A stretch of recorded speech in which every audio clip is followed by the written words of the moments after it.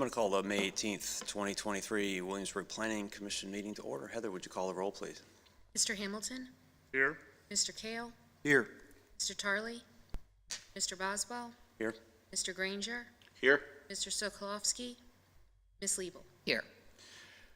Thank you. Our first agenda item is the approval of minutes from our April 19 meeting.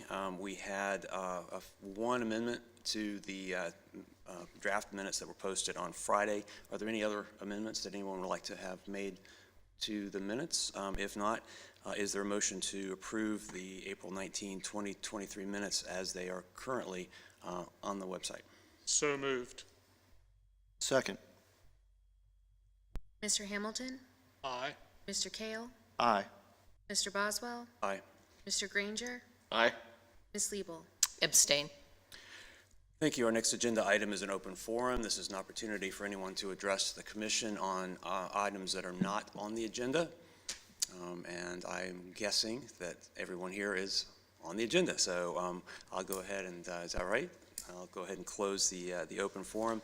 We don't have consent agenda items today. Our first public hearing is PCR 23-013. And Ms. Griffin, the floor is yours. Yes, hi. Good afternoon, Chairman Boswell and all members of the Planning Commission. We'll get started with our one and only application today. It is for a special use permit 23-013. The owner of 1205 Jamestown Road is requesting an amendment to a special use permit in accordance with section 21-324 to allow additional multifamily dwellings in a multi-use building, provided that no more than 67% of the gross floor area of the building be residential. Here is an aerial of the property. It is located at the intersection of Jamestown Road and 199. And this shows the property looking from the front facade. This front here is used for retail space. It is zone B2. The entire building is around 3,161 square feet. And here you have a table that provides the breakdown of the square footage. So on the first floor, you have retail space that is approximately 1,000 square feet. On the second floor, currently in the space, you have one bedroom, which is 500 square feet, and you have a two-bedroom unit, which is 600 square feet. The applicant is requesting the addition of two first-floor residential units, one bedroom for 379 square feet, and then the second is a two-bedroom apartment for 552 square feet. Anytime we look at a special use permit, we want to make sure that in granting such a permit, it does not have any undue impact or hardship to compatible land uses. And so there are 5 criteria that the zoning ordinance says that you must consider. First is the compatibility with the comprehensive plan. This property is located in the corridor commercial land use designation. Staff has reviewed the application and believes that it is in conformance with the comprehensive plan, specifically the corridor commercial land use designation. We then have to take a look at the zoning district. The zoning district is B2. It's the corridor business district. It does allow for commercial spaces, and it also allows for residential spaces as long as the residential units don't go over a 67% for the building itself. Next, is the character of adjacent properties. We believe that this particular property and what the use is requesting is in harmony with the character of adjacent properties. Right next door, you have a restaurant, you have a 7-Eleven across the street. I have noted in the staff report that in order to maintain the character, we do think that we would suggest a condition that no outside furniture would be able to be on the property. Because it is a commercial corridor, we want to make sure that it maintains that commercial feel.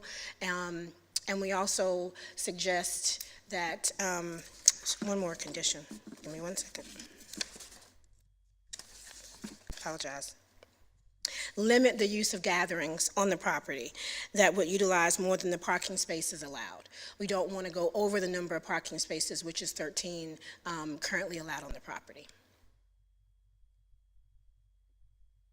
The other is services. The zoning ordinance wants to make sure that the use is adequately serviced by streets, drainage facilities, fire protection, and the police. And of course, it is. It is a business that, and residential units that are already being used.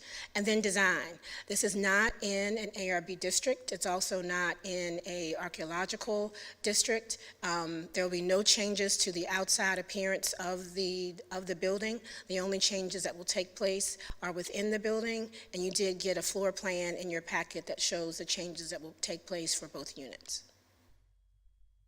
And then impact. And we want to make sure that there's no significant or impact to archaeological or ecological or architectural preservation areas. And again, it's not in either of those areas. And so there are actually 6 criteria that we look at.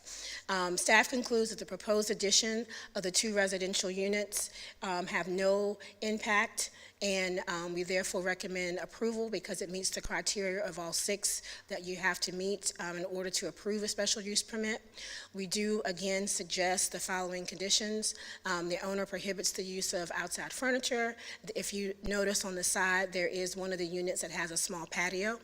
And also to limit the use of gatherings that would utilize more than the parking spaces allotted to the building, which is 13. If you have any questions, I'm happy to answer them for you. We do have the applicant here who also can speak to you.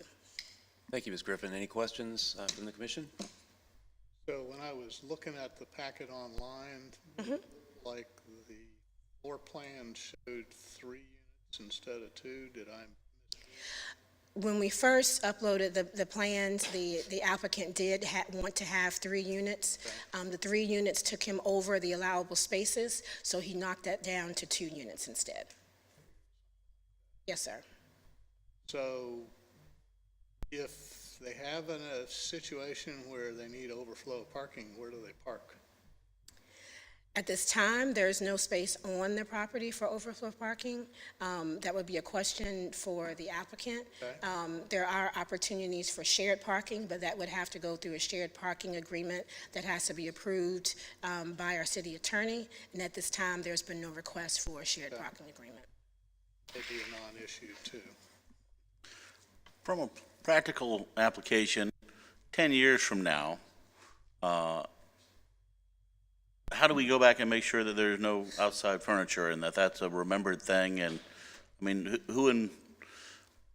I kind of want to say who enforces these things, but I know that the city would, the zoning administrator, but from the practical side of it, that's a lot of things for somebody to remember.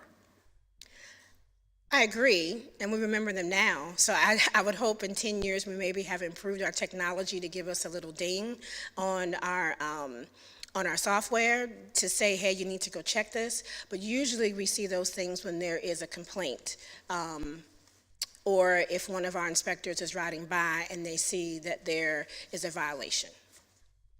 Okay. And outside of that those 2 would be the only way that we would know.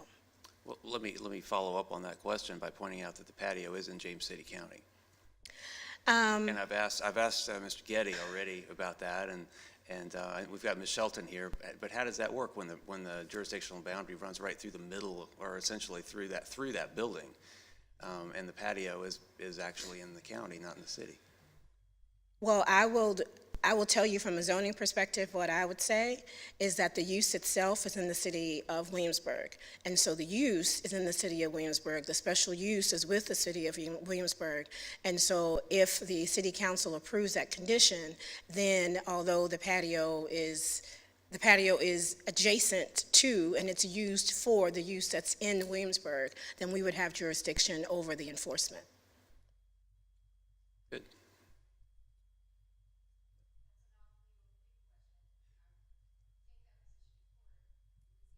And see how it worked, yeah. That's just one of those wonderful hypothetical bar exam kind of questions, right, that we hope we don't have to find out.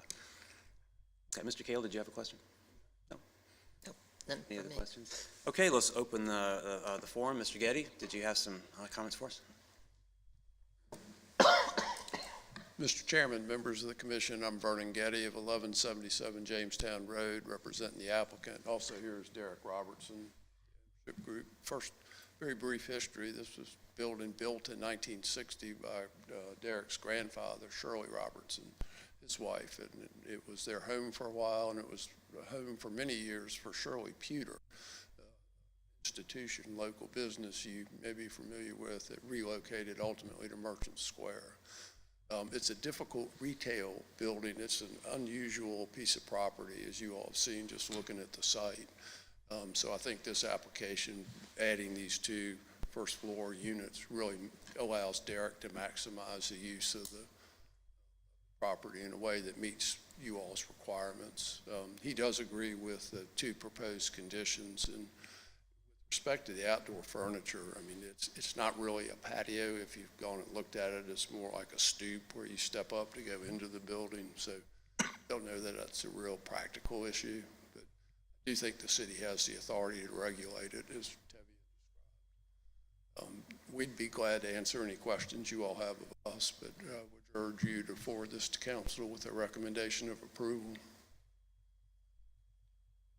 Mr.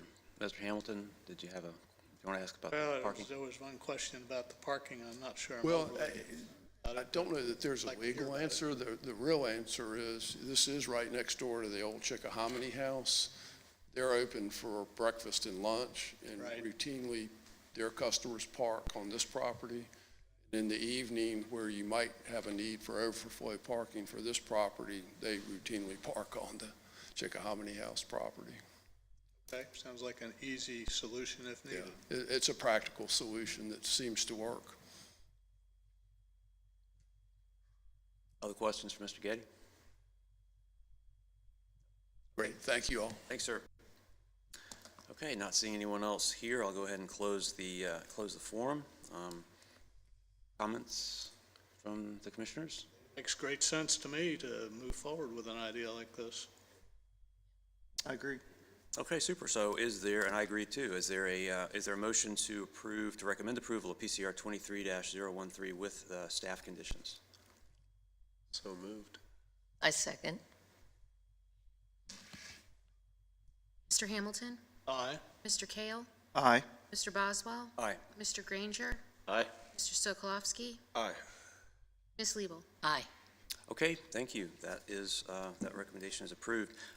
We don't have site plans today, unfinished business, new business, or other. We only have an informational item, and Mr. Granger, you have served for us on the TDF, and I believe that committee is up and running again.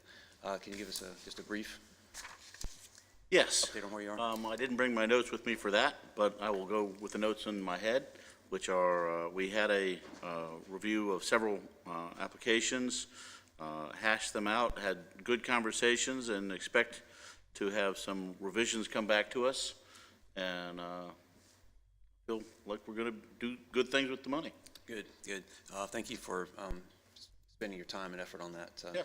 committee. Mr. Sokolowski, any updates? I know you gave us one last time, so Yes, that on was the nothing, probably nothing. public makes sense. arts thing, nothing major. We're voting for the next artist for another mural. Okay, good. Thank you.